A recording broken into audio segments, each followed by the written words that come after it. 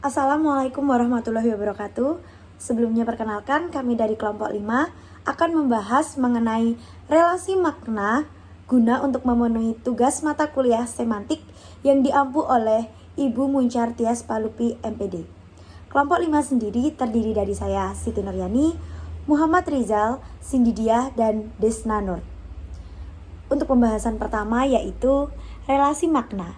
Dalam bahasa Indonesia, seringkali ditemukan adanya hubungan kemaknaan atau relasi semantik antara sebuah kata atau satuan bahasa lainnya dengan kata atau satuan bahasa lainnya lagi.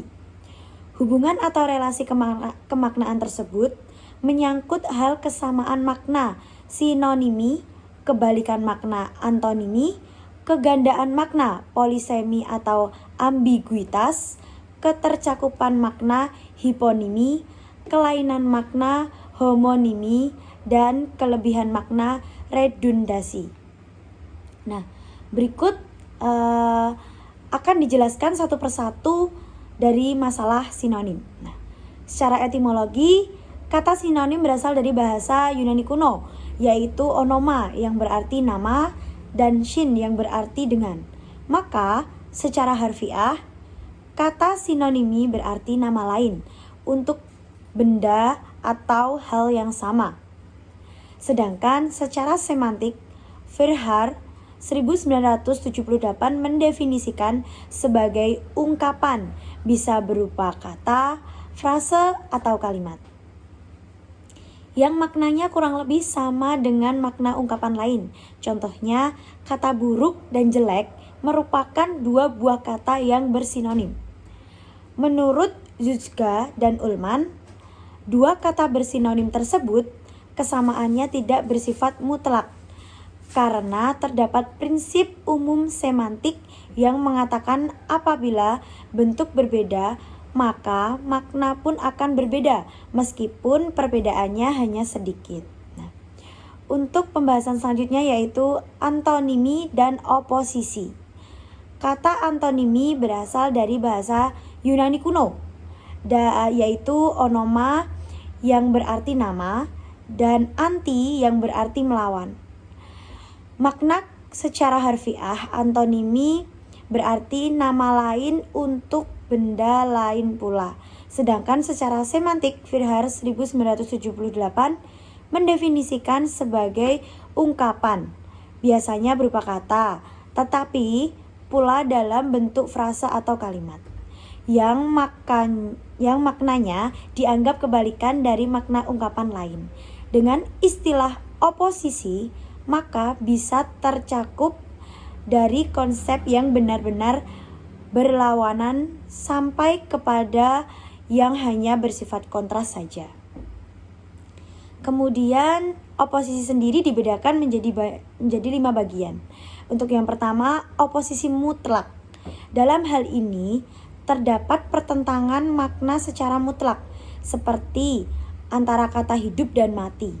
Antara hidup dan mati terdapat batas mutlak, sebab sesuatu yang hidup tentu tidak atau belum mati, sedangkan sesuatu yang mati sudah tentu tidak hidup lagi.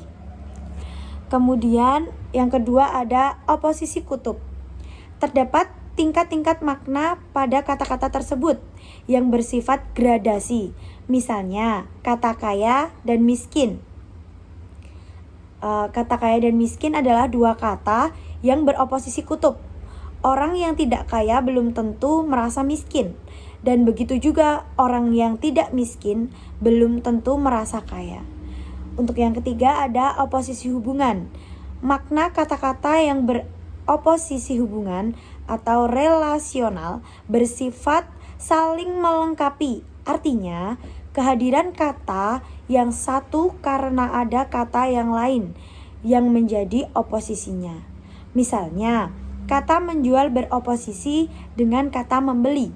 Meskipun dengan kata menjual dan membeli maknanya berlawanan, tetapi proses kejadiannya berlaku serempak. Yang keempat ada oposisi hierarki. Oposisi ini adalah kata-kata yang berupa nama satuan ukuran berat, panjang, dan isi. nama satuan hitungan dan penanggalan, nama jenjang kepangkatan, dan lain-lain.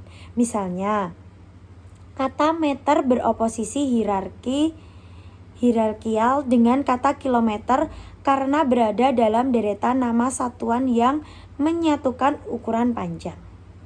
Kemudian yang kelima yaitu oposisi majemuk, di mana oposisi majemuk ini adalah makna kata-kata yang beroposisi terhadap lebih dari sebuah kata.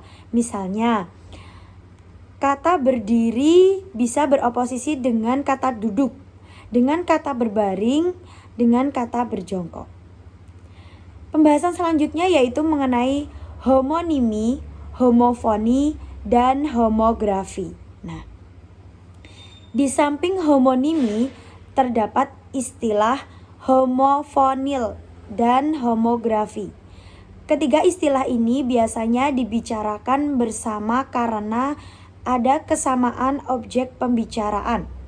Jika homonimi dilihat dari segi bentuk satuan bahasanya, maka homofoni dilihat dari segi bunyi.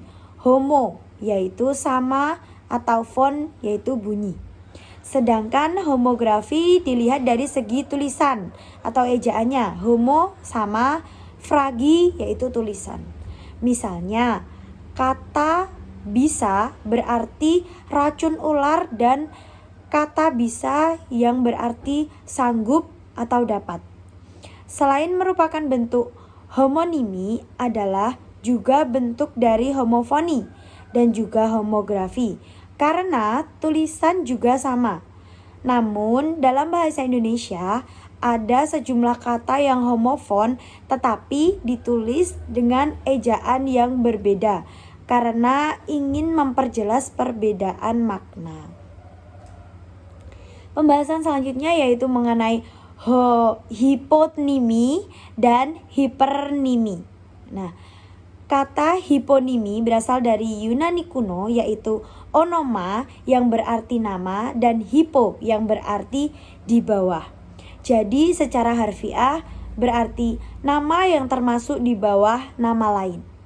Sedangkan secara semantik menyatakan bahwa hiponim adalah ungkapan, biasanya berupa kata, tetapi kiranya dapat juga frase atau kalimat yang maknanya dianggap merupakan bagian dari makna suatu ungkapan lain.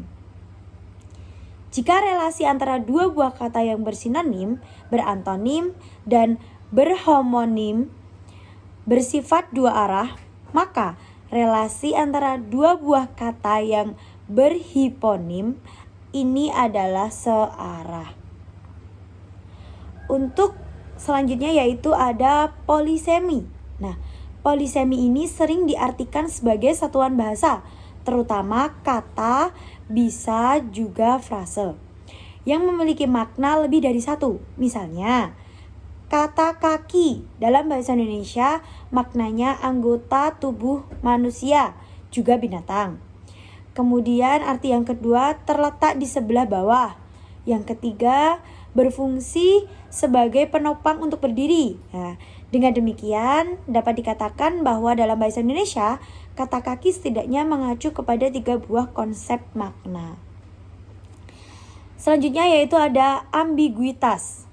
Ambiguitas atau ketaksaan sering diartikan sebagai kata yang bermakna ganda atau mendua arti. Konsep ini tidak salah, tetapi juga kurang tepat, sebab tidak dapat dibedakan dengan polisemi. Polisemi dan ambiguitas sama-sama bermakna ganda. Akan tetapi, kegandaan makna dalam polisemi berasal dari kata, sedangkan kegandaan makna dalam ambiguitas berasal dari satuan gramatikal yang lebih besar, yaitu frase atau kalimat, dan terjadi sebagai akibat penafsiran struktur gramatikal yang berbeda. Misalnya, frase buku sejarah baru dapat ditafsirkan sebagai 1. Buku sejarah itu baru terbit, atau 2. Buku itu berisi sebagai zaman baru. Nah, selanjutnya yaitu terakhir ada redundasi.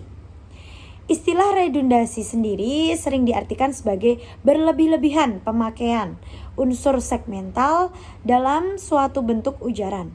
Misalnya, kalimat bola ditendang si Udin, maknanya tidak akan berubah bila dikatakan bola ditendang oleh si Udin. Pemakaian kata pada kalimat kedua dianggap sebagai sesuatu yang redundasi, yang berlebih-lebihan dan yang sebenarnya tidak perlu.